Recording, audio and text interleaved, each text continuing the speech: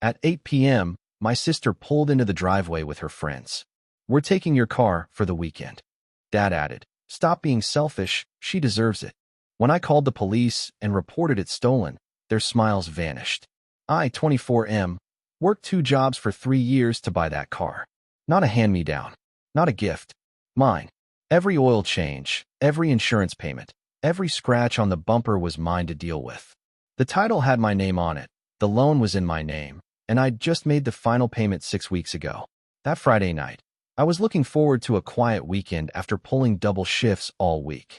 Then at 8 p.m., I heard the familiar rumble of an engine in the driveway. Not my car's engine.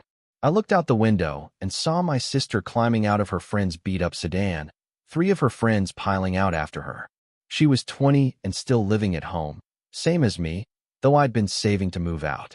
She spotted me at the window and waved, that bright, expectant smile on her face that I'd learned to dread over the years. I went to the door before she could come in. She was already talking before I opened it, telling me about some concert 2 hours away, how she and her friends had been planning this for weeks, how the tickets were expensive and they needed a reliable car to get there. I asked her what she was talking about. She said they were taking my car for the weekend. I laughed. Actually laughed. I told her no, absolutely not. She'd wrecked her own car 3 months ago, texting while driving, and Dad had refused to help her get another one. She'd been bumming rides ever since. I wasn't about to hand over my car to someone who'd proven they couldn't be trusted behind a wheel. Her face fell. She called back to her friends that there was a problem, and they all came up to the porch. One of them, the one I recognized from high school as a troublemaker, asked what the holdup was. Before I could answer, I heard Dad's voice from inside. He came to the door, asked what all the noise was about. My sister turned on the tears immediately, told him I was being selfish and ruining her weekend. Dad looked at me with that expression I knew too well. Disappointment mixed with exhaustion. He said I needed to stop being selfish. He said my sister deserved to have fun, that she'd been through a lot lately, that I had the car sitting in the driveway doing nothing. I reminded him that I'd worked for that car, that it was mine, that she had no insurance and a record of reckless driving. He waved me off. Said family help family. Said I was being petty. My sister was already holding out her hand for the keys. Her friends were smirking behind her, like this was already a done deal. Dad told me to give her the keys. I said no. He raised his voice, said he wasn't asking. I stood there, keys in my pocket, and told him again that it wasn't happening. My sister called me a selfish asshole. One of her friends muttered something about me being a tight ass. Dad said if I didn't hand over the keys, I could find somewhere else to live. The threat hung in the air. I'd heard it before, but never quite like this. Never over something that was completely, legally mine. I looked at my sister, at her expectant face, at her friends who were already acting like they owned my car. I looked at Dad, who'd always favored her, who'd always made excuses for her, who'd never once acknowledged how hard I'd worked for anything. I walked past all of them, went to my room, and locked the door. I heard them arguing outside, heard my sister crying, heard Dad pounding on my door telling me to stop being ridiculous. I sat on my bed and waited. After 20 minutes, I heard Dad tell my sister to just take the car. He said he'd deal with me later. I heard him go outside, heard the jingle of the spare key he kept on his keychain. I looked out my window and watched Dad hand my sister the spare key. She hugged him, all smiles again, and her friends cheered. They piled into my car, my sister in the driver's seat, and I watched them back out of the driveway. Dad stood there waving as they drove off. Then he came back inside and pounded on my door again, told me I was acting like a child, that when they got back I owed my sister an apology. I waited until his footsteps faded. Then I picked up my phone and called the police non-emergency line. I gave them my information, told them my car had been taken without permission. I provided the license plate, the make and model, the description of my sister and her friends. The dispatcher asked if I wanted to press charges. I said yes. I gave them the route they'd probably take to get to the concert venue, 2 hours north on the interstate. An hour later, my phone rang. It was my sister, screaming. She told me I was insane, that I'd really called the cops on her. I could hear sirens in the background. I asked her where she was. She said they'd been pulled over, that the police were saying the car was reported stolen, that they were all being detained. I told her the car was reported stolen because it was stolen. She started crying, begging me to call the police back and tell them it was a mistake. I asked her to put the officer on the phone. A calm male voice came on, confirmed who I was, asked if I was the registered owner. I said yes. He asked if I'd given permission for my sister to take the vehicle. I said no, that she and my father had taken the spare key against my explicit refusal. He asked if I wanted to press charges. I said yes. I heard my sister sobbing in the background. The officer told me they'd impound the car and I could pick it up in the morning.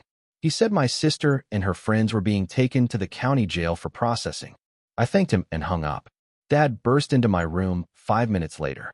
He'd broken the lock. His face was purple with rage. He demanded to know what I'd done. I told him exactly what I'd done. I said I'd reported my stolen car stolen. He called me every name he could think of. Said I'd ruined my sister's life, that she'd have a record now, that her friend's parents would sue us.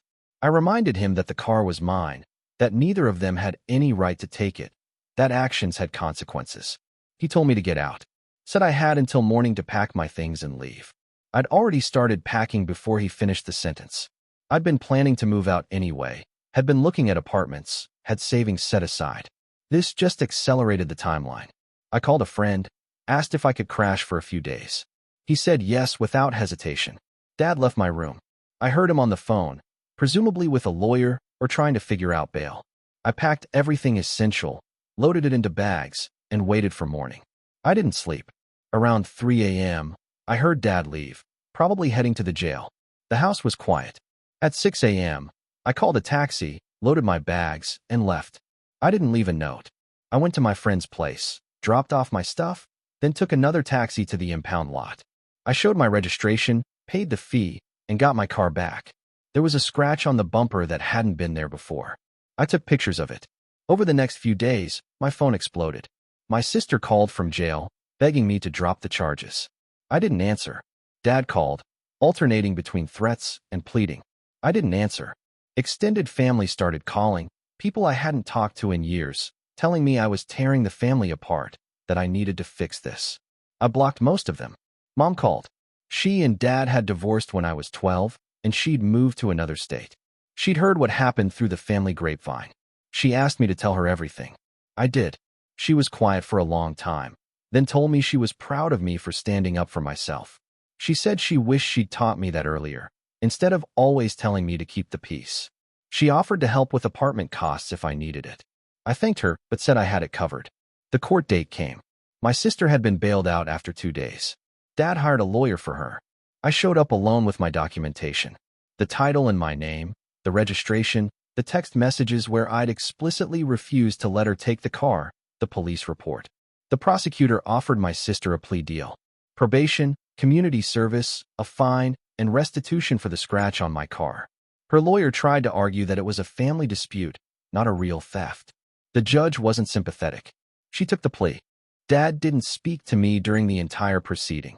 My sister cried through it. Her friends had taken lesser charges for being passengers in a stolen vehicle. They all looked at me like I was the villain. I didn't care anymore. After the hearing, Dad followed me to the parking lot. He told me I'd destroyed my sister's future over a car. I told him he'd destroyed our relationship by teaching her that she could take whatever she wanted without consequences. He said I was dead to him. I said that was fine. I got in my car and drove away. Update 1. It's been 2 months since everything happened. I moved into a small apartment across town, nothing fancy, but it's mine.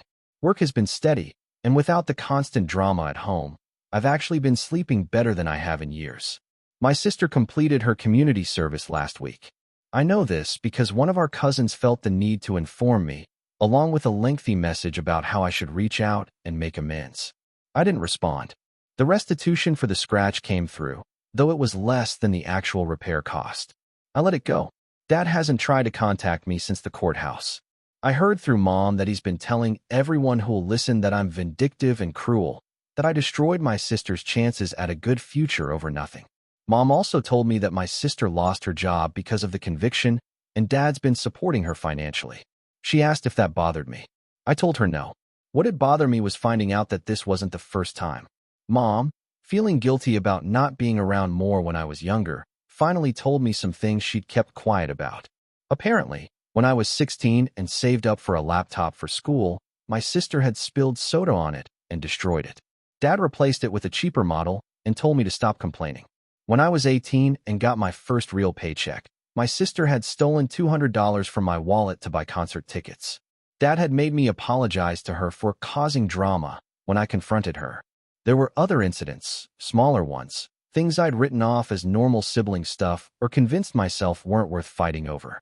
The pattern was clear now.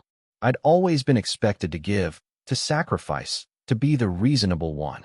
My sister had been taught that what was mine was actually hers if she wanted it enough. And Dad had enforced that dynamic over and over.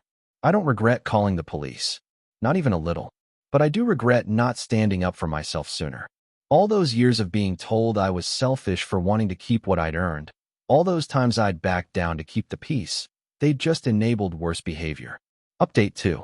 For months since the car incident, my sister reached out last week through a new number I didn't have blocked. She sent a long text message. No apology, but she said she wanted to talk. Said things had been hard for her, that she'd been in therapy and realized some things about our family dynamic. She asked if we could meet for coffee. I didn't respond immediately. I sat with it for a few days. Part of me wanted to ignore it entirely, to keep the boundary I'd established.